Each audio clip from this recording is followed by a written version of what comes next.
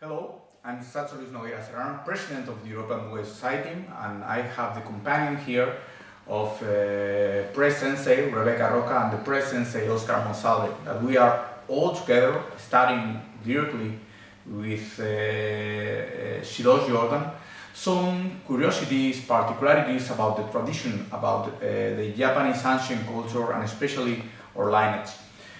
Today we have been studying especially the use of tambo on what it's called kumobito. Remember, we have talked before in some videos on Tokubetsu Yu-Gi-Oh! About what is kumobito. Kumobito, we have to remember that are the forms of body combat that employ in order to catch, to restrain the enemy, the both sides, the upper limbs and the lower limbs at the same time, and having strong controls and destruction of the bones, of the joint in ground combat. Then, today we have applying this to the tambo, to say, employing these type of weapons like clubs, etc. Then many people, this is the second video of a series called Curiosities, because some people are asking to us regarding about kumobito and especially these techniques. Then let's start because we were talking together about how interest is these techniques. Then I give the time to speak to my partners here, please. I was wondering, Sensei, if these techniques we are studying could be applicable on real situations, maybe on street situations. Yes, kumobito was studied in the school of Ogawa Sensei as a real way to defend. Then, of course, kumobito, the employ of the tambo, especially, it's had the aim, first of all, to use the natural movement. Is to say, if you are trying to attack me, for example, on attack, for example, side down attack, for example, the first of all is protect. Is to say, what is natural to me is protect from this kind of attack. Is to say, if you are trying to attack downward, I will protect my head because it's very common to attack this side with this kind of attack. Then, as I have explained, we don't have, by the masters, we don't have time, for example, to have space for striking, or maybe one more time for doing this and this. This is not, of course, this is part of the tradition, but in a real situation, it's very difficult to have the space, have the time to draw the tambo in this kind of circumstances. Then, for example, in this kind of attacks, the protection, the first contact will be something like this, and having access to control and having control of this kind, okay, in order to be very close. Could I ask a question? Please. In a real situation, we can think that there could be more people around, not only just one person.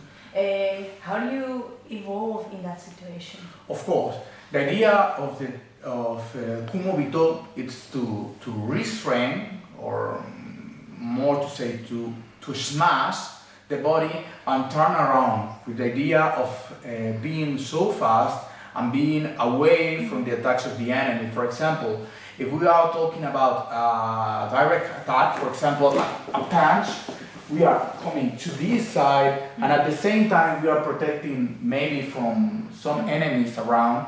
I am surrounded. I have here the conditions to crush, to smash the bones, maybe here going to the side, protecting, maybe watching what is on my back. Now throwing to the side, I have this control, and for example, I could maybe cross the neck on the side and pass to the other side in order to escape, or in order to attend other circumstances, other attacks that could come from my sides or my back.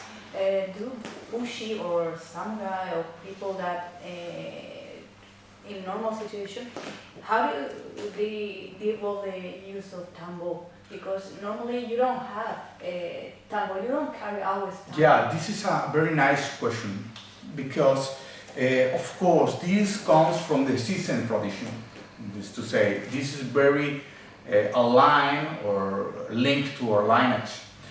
Why? Because they employ, of course, sword staff in order to defend, but of course they could use longer staff or yaw or whatever, or all weapons coming from the bamboo. But of course, when they mix with the samurai, they don't have the conditions to have a tambo itself, because it's a very, how to say, it's not an evolved weapon. Then they used to employ weapons as the yute, or weapons like some variation of the yute, like they are called naoshi or nayashi, that it's a truncheon but without the kagi, to say, without the hook. Then these type of weapons used to be not only in the obi but also could be in the koshirai, is to say, in the where the katana is mounted. Then, for example, when the other is attacking, for example, also with a katana, we could employ this kind of weapon, the naoshi, for example, attack me whatever we want, and with this we could go here, and I have the control, moreover, to the head, moreover, we have maybe control here in order to cross. Could you turn to show Of course. We have here a very strong situation because we have the controlling both elbows in this side.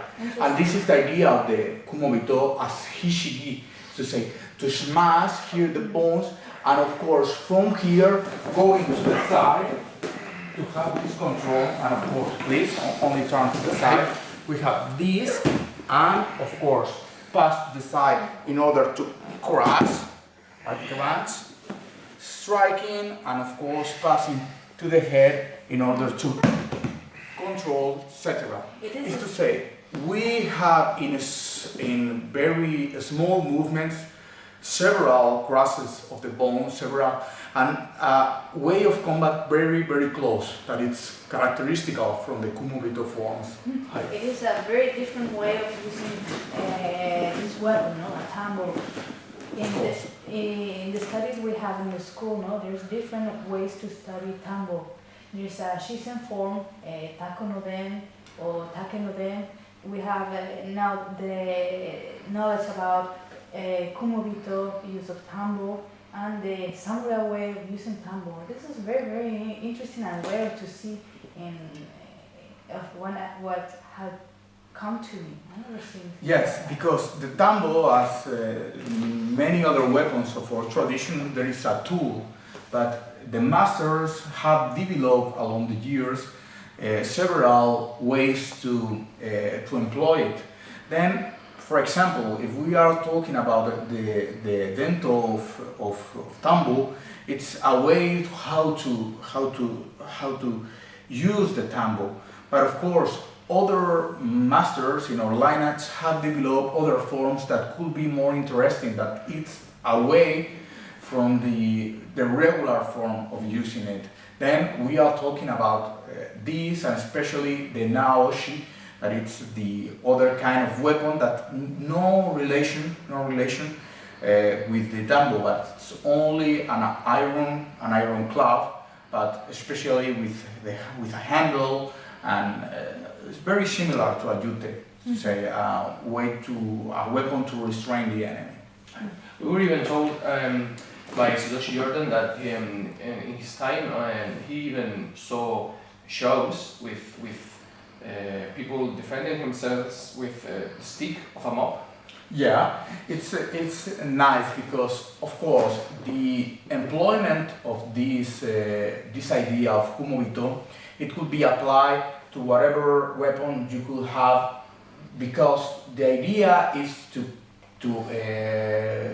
put closer on the space, is to say to grab closer, and in this to cross. Then, of course, for doing this, of course, you could apply to tambo, that it's very it's easy to hold, or go to yaw, that like a yaw use a stick or a ball or whatever, for example, a newspaper roll or whatever tool you could apply to this kind of situation. It's to say you could maybe employ even some in the books sticks. we are A told. book, for example, to protect, etc. Is to say whatever the tool you have a way to protect and a way to apply kumobito. Interesting. Thank you very much for all the insights we are having on YouTube. I believe the people that are watching us are enjoying what we are showing to them and giving them more interesting things that never has been seen in I believe in the world. Thank you very much.